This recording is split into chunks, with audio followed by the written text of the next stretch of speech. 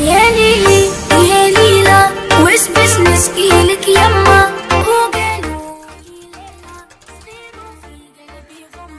Mawar adalah nama seorang anak yang berusia 11 tahun.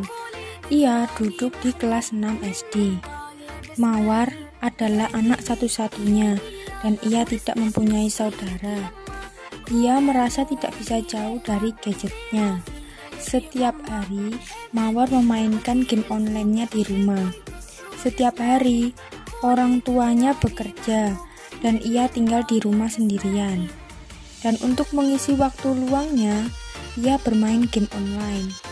Dari observasi dan wawancara yang saya lakukan, saya melihat bahwa Mawar sangat menikmati gamenya. Mawar merasa dia mempunyai teman yang seperti yang ia harapkan ketika bermain game. Karena itulah, ia dapat menghabiskan waktu berjam-jam untuk bermain gamenya. Dari wawancara yang saya lakukan, ia menyampaikan bahwa ia merasa tidak percaya diri ketika bermain dengan temannya dan ia merasa dijauhi oleh teman-temannya. Assalamualaikum, Dek. Waalaikumsalam, Mbak. Gimana kabarnya pagi ini? Alhamdulillah baik, Mbak. Dek, Mbak mau wawancara, tanya-tanya soal game, boleh? Boleh, iya. Mbak, tak apa-apa, asal jangan lama-lama. Udah berapa lama adik main game? Udah lama lupa. Kira-kira berapa? Kira-kira berapa lama? Mungkin tahun lalu. Sehari biasanya mainnya sampai berapa jam sih? Pagi sampai malam sekitar paling 10 jam. Sehari itu 10 jam? Iya. Kalau tidur malam itu biasanya jam berapa kalau habis main game? Nggak tahu. Kemarin sih jam 12 malam. Terus kalau tidurnya jam 12 malam, bangunnya paginya jam berapa? Kalau jam 8, kalau nggak jam 9. Apa nggak dimarahin kalau bangun jam segitu? Enggak, ibu dan ayah kan kerja, Mbak. Bangun tidur, terus biasanya ngapain, Dek? Main dulu baru sarapan. Dek, kenapa sih kok suka main game? Apa nggak bosen? Enggak, karena seru, banyak temennya. Lah kenapa kok nggak main sama tetangga aja? Oh, nggak percaya diri, Mbak, dijauhin sama mereka. Mungkin aku kalau kurang seru kalau diajak bercanda gitu. Oh iya, Dek, di game itu kan ada kayak karakter, terus skinnya itu yang buat karakternya itu. Biasanya itu adik sering top up nggak? Sering, malah hampir setiap hari. Setiap hari? Ya. Nggak dimarahin? Kan uang jajanku, Mbak. Oke, terima kasih. Ya, sana. Menurut Y, tahun 2007, adiksi atau addiction yaitu perilaku yang tidak sehat, yang sulit untuk dihentikan atau diakhiri oleh individu yang bersangkutan, akan menimbulkan dampak negatif bagi individu itu sendiri. Hasil pengamatan saya pada klien, saya melihat ia selalu memainkan game online-nya dari gadgetnya. Kemudian saya mencoba mencari di DSM dan PPDGJ, namun belum ada pembahasan mengenai game addiction, sehingga saya searching di jurnal Buletin Psikologi. Menurut WHO, mendefinisikan kecanduan game online sebagai gangguan mental yang dimasukkan ke dalam International Classification Disease. Hal ini ditandai dengan gangguan kontrol atas game dengan meningkatnya prioritas yang diberikan pada game lebih dari kegiatan lainnya. Setelah itu, saya mencari indikator-indikator mengenai online game addiction. Menurut Lee, bahwa terdapat 4 komponen indikator yang menunjukkan seseorang kecanduan game online, yaitu 1. Excessive use atau penggunaan berlebihan.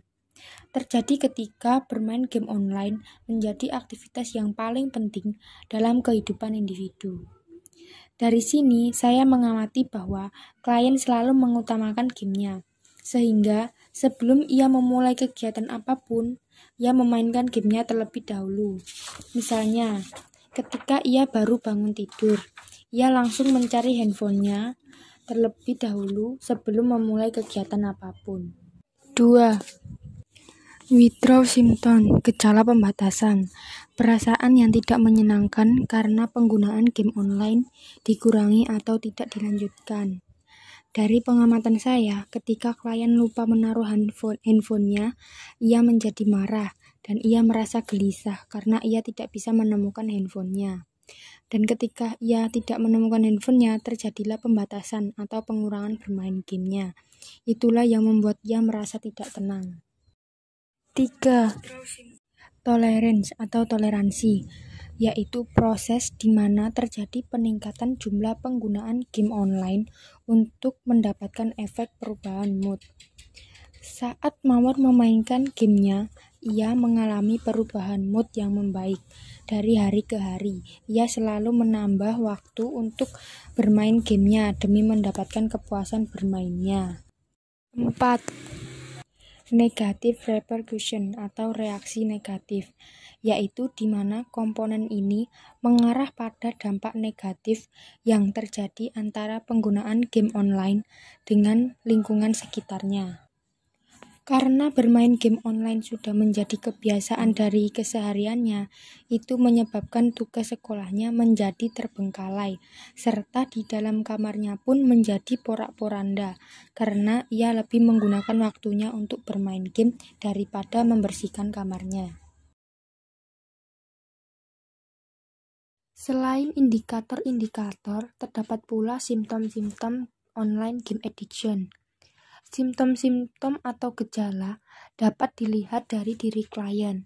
Menurut Illinois Institute for Addiction Recovery Symptom, ini ada beberapa sifat, yaitu emosional dan fisik. Simptom-simptom emosional yaitu 1.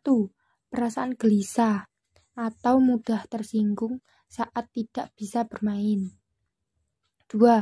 Keasikan dengan pemikiran tentang aktivitas online sebelumnya atau antisipasi sesi online berikutnya. 3. Berbohong kepada teman atau anggota keluarga tentang jumlah waktu yang dihabiskan untuk bermain. 4. Isolasi dari orang lain untuk menghabiskan lebih banyak waktu bermain game. Berdasarkan simptom-simptom emosional tersebut, saya mengamati pada diri klien ketika ia tidak bisa memainkan game online-nya. Ia merasa gelisah, mondar-mandir seperti kehilangan sesuatu. Selain itu, ia juga merasa sangat asyik ketika ia bisa memenangkan gamenya.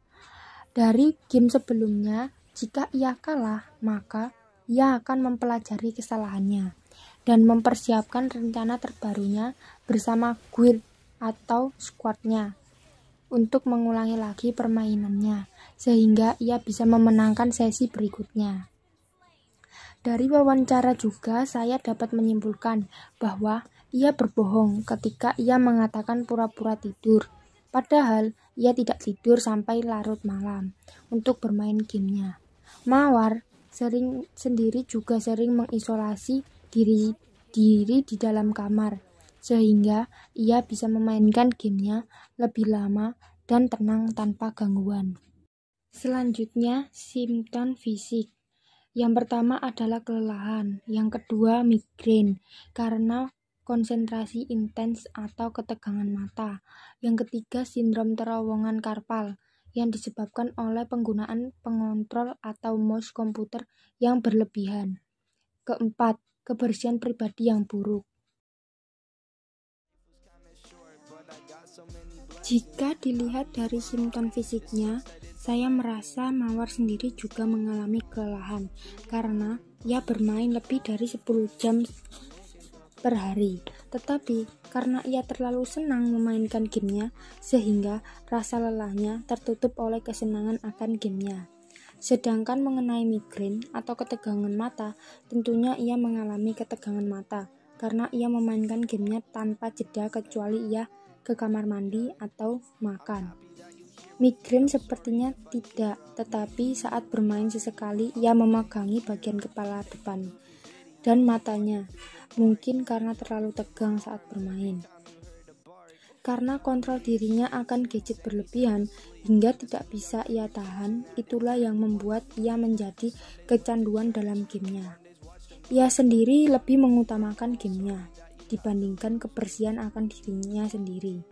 Dan itu terlihat dari ia yang sering mandi terlambat dan kamar yang ia tempati semua barangnya porak-poranda tidak ia rapikan. Berikut adalah Take me to